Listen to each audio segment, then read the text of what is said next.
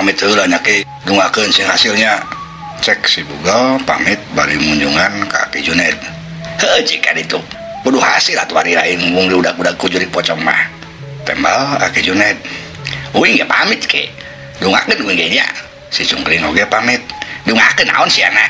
Dungakeun uing guat menang jodoh awewe anu geulis jeung beungat ki. Cek si Cungkring. Lah sia beungeut pas-pasan kitu hayang menang awewe geulis. Sia mah paling dibogoheun ge embe budug. Cek Ki Juned bari jebi. Si Cungkring nyengir tuluy duanana harinit lempang. Tapi kakarek oge sababaraha lengkah Ki Juned ngageroan deui. Kekeuna sia wak harinit.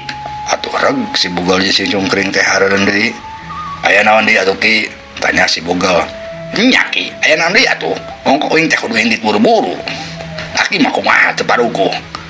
Cek si Cungkring ilu ngomong. Keheula sia. Duaan hayang salamet teu sia. Lamun sia hayang salamet kudu nurut ka amanat dewek. Cek Ki Juned. Kumaha atuh Ki? Aki bade amanat naon ka kuring? Tanya si Bugal. Lamun sia duaan hayang salamet, kade sia. Ulah metik dang daunan. Ulah nyabut tatangkalan anu aya di pasir ieu sia. Kade sia. Cek Ki Juned. Nya atuh Ki, uing masih jatuh mut bae kana amanat Aki. Tembal si Bugal. Nya atuh, geus kuat sia adit ka ditu, mumpung beurang keneh. Kade poho sia kana amanat kami. Cek Ki Juned deui. Si Bugal jeung si Cungkring teu loba omong deui, tuluy arindit ninggalkeun Ki Juned.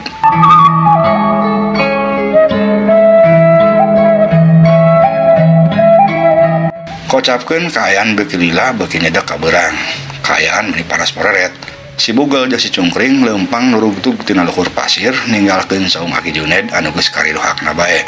Diajapkeun ku angin anu ngahiliwir nebak kana dangdaunan siga anu mililiankeun ka maranehanana. Sora manuk rarecet anu sakapeung katempo pating keleper mata kuas. Tapi pikeun maranehanana mah karasa siga nu ngalelewaan. Sampai ka hiji tempat si Cungkring ngaradeg eureun. Si Bugal heran. Aya naon deui sia geuning eureun Cungkring? Tanya si Bugal. Kuring mah asa aneh kana pepatah si Ki Juned kakak. Cek si Cungkring. Maksudna kumaha sia? Si Aki teh meunang metik dangdaunan, teu meunang nyabut tatangkalan. Naon maksudna kakak?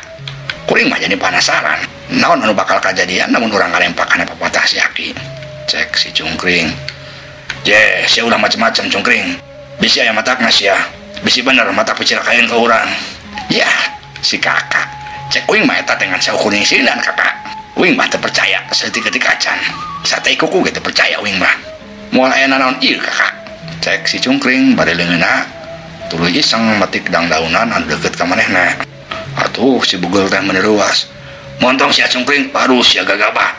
Cek si Bugal reuwaseun. Yah, da moal naon atuh kakak? Geus ayeuna bade geus kapalang. Cek si Cungkring. Cacap si Cungkring ngomong gitu, hiu ujuk-ujuk aya angin nu glebug. Saking tarikna tatangkalan oge kalapating pelenod. Si Bugal jeung si Cungkring reuwas. Walah, gara-gara sia Cungkring cilaka ieu. Bakal aya kejadian naon ieu? Cek si Bugal bari leungeunna muntang kana hiji tangkal lantaran saking tarik-tarikna angin. Awak manehna oge karasa kokoleangan asa rek kahiberkeun. Kitu deui si Cungkring, manehna oge reuwas lantaran karasa awakna ngoleang rek kahiberkeun. Si Cungkring oge buru-buru muntang kana tangkal. Tapi teu lila kituna teh, angin ujug-ujug eureun deui. Kaayaan balik deui sabihara-bihari. Si Bugal jeung si Cungkring ngarasa ngemplong. Tah, gara-gara sia ngarempak amanat Ki Juned, hampir bae urang sadilaka. Cek si Bugal bari muncareng ka si Cungkring. Ah, eta mah marangan bae kakak. Buktina angin oge ngan sakedeung. Eta mah lain gara-gara uing kakak. Eta mah kuduna bae angin gede. Ah, sia. Dada aing asa sebelah ka dieu kieu jadina. Tenang kakak, geus mulai naon ieu. Buktina urang da ge teu naon kakak. Urang masih kena hirup dager kene kakak. Geus lah, mending urang ini teuy, teu kudu mikir anu kitu. Cek si Cungkring. Si Bugal teu nembalan. Tuluy duanana laleumpang deui nurugtug turun, beuki lila beuki jauh ti tempat tadi. Akhirna sampai ka hiji tempat. Breh rada jauh katempo suunan imah meniretep nandakeun teu jauh ti dinya aya hiji pinungguran. Si Bugal jeung si Cungkring ngarandag eureun. Ka mana ayeuna pirampeun urang Cungkring? Kadenge si Bugal mimiti nyarita deui. Ieu ari si kakak kawas geus pikun bae. Kapan urang teh titah maling boeh jalma nu paeh di pahala ku urang teh lain kakak. Maksud dewek teh jalanna ka mana? Kapan jalma anu paeh di pahala ku urang teh urang lembur Cihaur lain. Nya kakak. Tapi euing ge rada lieur gini euy. Basa kamari rek nanjak mah asa teh jalan ka dieu nya kakak. Puguh maksud dewek ge. Kitu sia. Dewek asa kakarek nincak kapal wah dia mah. Tapi hari itu lembur naon euy. Ih si kakak, atuh teh nyaho wing ge kakak. Kapan sarua barang bae ari wing teh? Cik cuang asup bae ka eta lembur. Cuang tanyakeun bae ka urang dinya, sugan aya nu nyahoeun. Heeh, beuh cuang ini teh tembal si bugal. Tuluy duanana marudun deui leumpang mapayan jalan satapak anu berasna kapal bahiji lembur. Leok mengkol ka pasawahan terus mengkol deui ka kebun awi. Akhirna mah beras asup ka jero lembur. Didinya kaayaan teh katempat sepi. Eueuh jalma saurang-urang acan anu katampang ulampreng. Si bugal jeung si cungkring heran. Ciah, ari ieu nu naon kakak? Gini manusia saurang-urang acan. Ari geus kieu urang aya kasaha euy kakak. Cek si cungkring. Geuning kamarana atuh manusia teh. Tapi bisi aya tuh di hareup. Hayu urang lempang deui. Tembal si bugal. Si bugal jeung si cungkring terus lempang deui beuki asup ka jero lembur. Tapi si horeng di dinya oge tetep sepi. Ngan kadenge sora satu-satu lembur anu reang patembalan. Tapi tetep jalma anu ngulampreng mah. Geuning sepi kaene di dieu kakak. Si bugal teu nimbalan. Ari panonna mah siga mencrong kanu jauh. Kadenge ku si bugal hawar-hawar sadaya jalma anu keur recok ngarobrol. Tuh sadana mah di belah ditu. Sadaya manusia nu ngobrol cungkring. Beuh cuang sampurkeun ka dinya. Hayu kakak. Duanana tuluy lalempang deui. Sora jalma anu recok ngobrol beuki lila beuki kadenge jelas. Breh akhirna mah katempo aya hiji warung anu sigana keur loba jalma anu keur jarajan. Tuh sigana mah warung kakak. Sigana loba jalma tah di dinya. Beuh cuang sampurkeun sakalian urang dahar kakak. Dewek lapar. Ari sia nyekel kene duit teu cungkring. Asana mah aya keneh kakak. Tembal si cungkring bari tuluy ngaluarkeun dompet terus dibuka ditempusina. Kabeneran masih keneh aya sababaraha lembar duitna. Aya keneh euy kakak. Lumayan yang dahar jeung udud mah masih keneh mahi keneh sigana mah kakak. Cek si cungkring bari terus ngasupkeun deui dompetna kana saku bajuna. Satuluyna duanana lalempang deui ngincik terus asup ka hiji warung.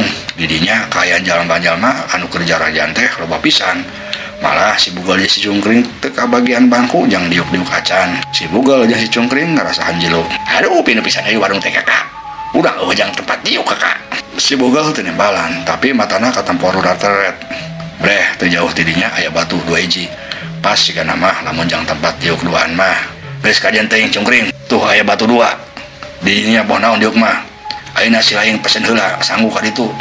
Cek si bugal bari tuluy maehna mah ngadeukeutan batu anu teu pati jauh ti warung.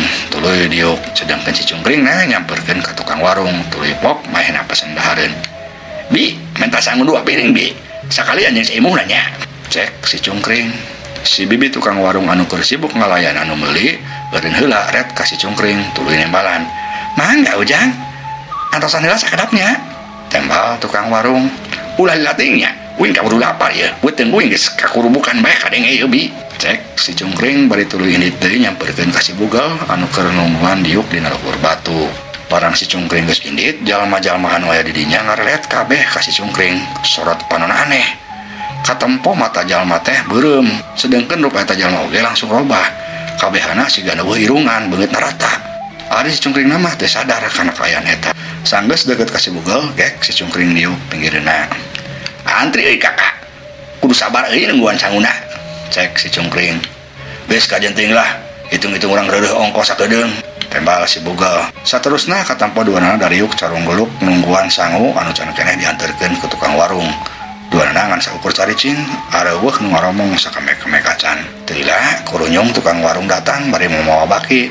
Aya sangu jeung lalawuhna katambah cai teh 2 gelas. Ieu sangu sareng lalawuhna ujang parantos sayagi.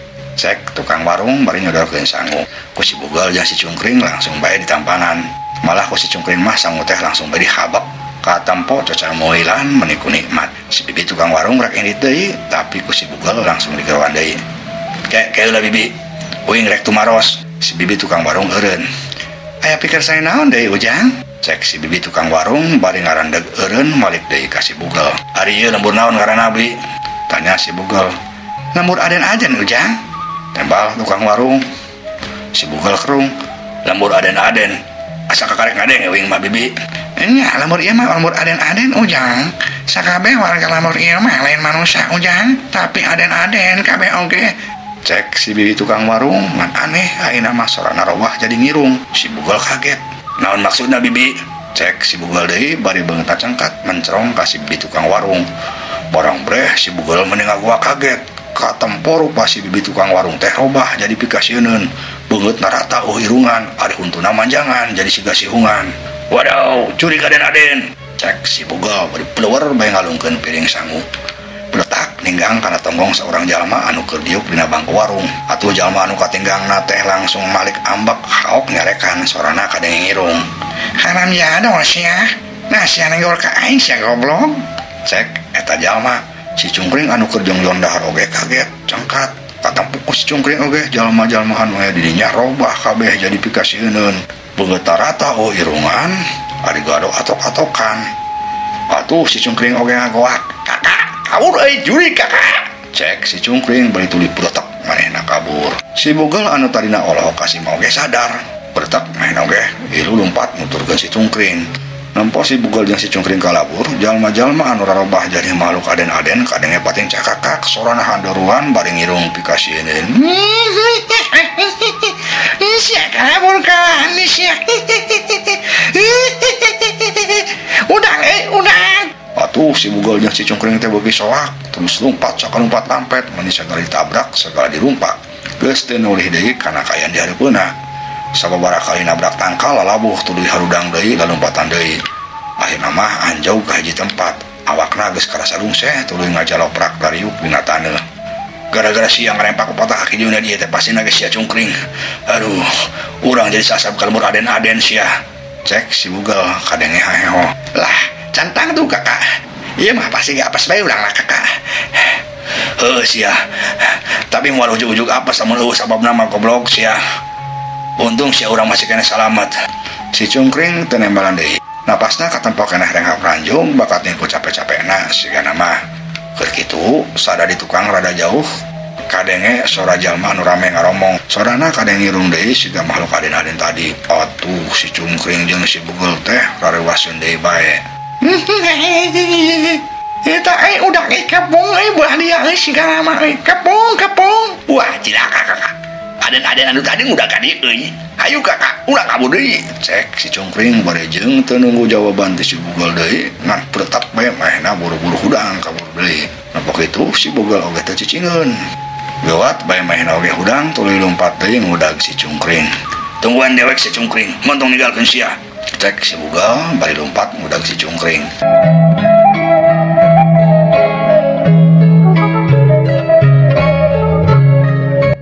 Beuki nyedek kasorenakeun suara tonggeret jeung cari cangkas geus mimiti kadenge reang patembalan.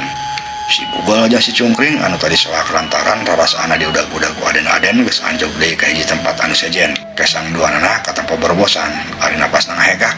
Saking teu kuat capek jeung leuleusna si bugel jeung si cungkring langsung ngajaloprak teu sirikna ngabeutkeun maneh. Tah sia teh gara-gara nama cungkringan nyieun bae masalah sia mah hirup teh. Jadi aing ngapan asup ka sayang aden-aden. Untung si aja aing teu modar sia. Si cungkring ena mah sadar ngarasa kana kasalahanana. Nya kakak, ampura uing kakak. Uing satadina mah hayang ngajajal bae omongan si Aki Juned. Tapi si urang teh bener omongan kakak. Si bugel ngarasa ambek keneh tapi geus teu rajaneun deui loba omong. Manehna katempoangan saukureng haparanjug ngatur napasna. Ayeuna kudu kumaha pidakeun urang kakak. Geus murid euy. Sakedeung deui bakal peuting. Uing mah sieun diwenehan deui ku diwa pocong kakak. Cek si cungkring kadang ngomong deui. Heuh atuh gara-gara sia jadi kaburitan. Geus kuat sia cuma ini mau boeh jalma di pahala ke urang. Nya tuh kakak ayulah. Bisi kaburu poekeun banten. Tapi belah mana nya lemur saeur teh kakak. Teuing dewek teh nyaho. Cuang nanyakeun sugana jalma di hareup. Tembal si bugel. Satuluyna duanana harudang tuluy arindit ninggalkeun deui eta tempat. Cag urang Tunda.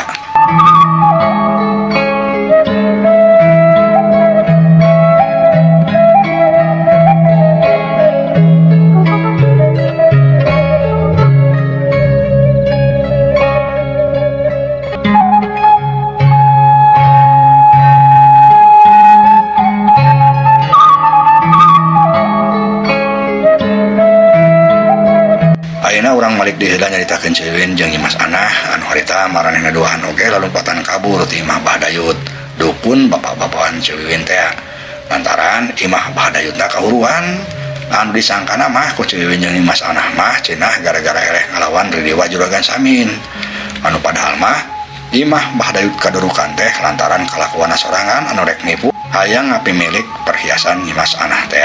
Cewin jeung Nyimas Anah terus lompatan rugdug mudun geus teu nolih deui kana kaayaan tincakeun. Sababaraha kali lalabuh tapi buru-buru harudang deui. Tuluy lalumpatan deui sampai ka akhirna mah diwanana sampai ka hiji tempat pinggireun hiji kebon. Cewin jeung Nyimas Anah geus ngarasa lungse tuluy dariuk ngareureunan. Disangka teh heueuh cece, bahadayu teh jalma sakti. Ih si horeng teh kuatin ngalawan arwah salaki kuring mah cece. Cek Nyimas Anah, ngomongna bari dadareng hapranjug. Nya geuning Nyimas, ngalawan arwah Kang Samin mah teu kuateun, teu sanggupun si horeng teh. Tembal Cewin. Sarua mahena oge ngomongna dadareng hapranjug. Terus ayeuna kumaha pilampaheun urang Cewin? Tanya Nyimas Anah deui. Ayeuna mah sigana maka paksa mending balik di kalembur Nyimas. Kayak cuang badan mah deui. Cuang nanyakeun kapal B tua kampung atau PRT. Sugan bae maranehna aya nu apal tempat pananyaanan pinter leuwih ti Bahdayut. Tembal Cewin. Nya atuh ari kitu mah kuring mah satuju bae Cewin. Tapi nah kayak penting arwah Kang Samin moal datang deui kitu. Terus terang kuring mah sieun cece. Cek Nyimas Anah deui. Heueuh nya Nyimas, cece ge sieun. Tapi kumaha lamun kieu heula Nyimas? Pan ari cek Bahdayut arwah Kang Samin teh memuntang kana perhiasan anu dipake ku Nyimas. Sigana mah meureun awaleun Kang Samin teh ninggalkeun perhiasan teh Nyimas. Cek Cewin can kebat ngomongna lantaran kaburu dipotong ku Nyimas Anah. Terus kudu kumaha geus kieu cece? Tanya Nyimas Anah. Kumaha lamun samentara mah eta perhiasan nu Nyimas teh kabeh bae kubur di makamna Kang Samin. Sugan mun kitu mah arwah Kang Samin teh moal nuturkeun deui ka Nyimas. Tembal Cewin. Sanggeus mainna rada mikir sakedeung. Madenge omongan Cewin gitu Nyimas Anah ngahulang. Mainna asa ngaras awal lamun perhiasan kabeh dikubur di makam juragan Samin mah. Tapi cece, pan sabaraheun harga perhiasan teh mahal cece. Kumaha lamun aya nu mahok engkena cece? Meureun kuring teh rugi cece. Cek Nyimas Anah. Ji, ari Nyimas, atuh daripada perhiasan tetap dicepeng ku Nyimas tapi Nyimasna cilaka. Terus paeh dibawa ku arwah Kang Samin. Pan eueuh hartina, sok bae pilih anu mana Nyimas? Cek Cewin. Nyimas Anah ngaulang deui. Lamun kumayana dipikir-pikir mah memang bener. Percuma nyepang perhiasan ge ari matak picilakaeun mah. Nempo Nyimas Anah ngaulang kitu pok Cewin ngomong deui. Ya Nyimas, ari ngaran perhiasan mah gampang meuli deui. Tapi ari nyawa mah hese tukeurna Nyimas. Cek Cewin. Nya atuh ce, ari kitu mah kuring rek nurut. Nu penting kuring mah salamet ce. Tembal Nyimas Anah, ayeuna mah sadar. Nya atuh beuh ayeuna mah cuang buru-buru ka imah. Sing kaburburit manten. Cek Cewin deui. Hayu cece, kan kuring ieu hanang pisan ce hayang nginum. Cek Nyimas Anah. Wayahna Nyimas tahan heula, kek sugan di jalan aya nu dagang, urang jajan heula. Cek Cewin berejung bae maehna nangtung tuluy leumpang. Nyimas Anah ge nurutan nangtung tuluy indit ninggalkeun eta tempat.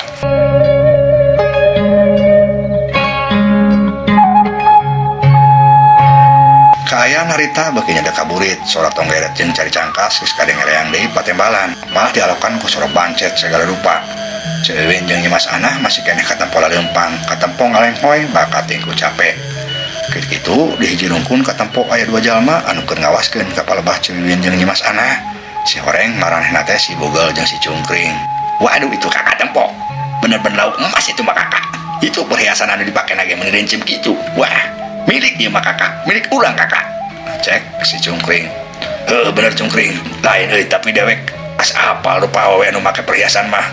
Rarasan teh asa nu digarong ku urang kamari lain Cungkring. Cek si Bugel, si Cungkring teu nembalan tapi terus maena katampa mencrong nyidik-nyidik ke Nyimas Anah ngan waktos saseep. Ieu dongeng karangan pribados Kang Abun Burhanuddin, hapunten kakiranganna mugi katampi kalian kabingahan. Assalamualaikum warahmatullahi wabarakatuh.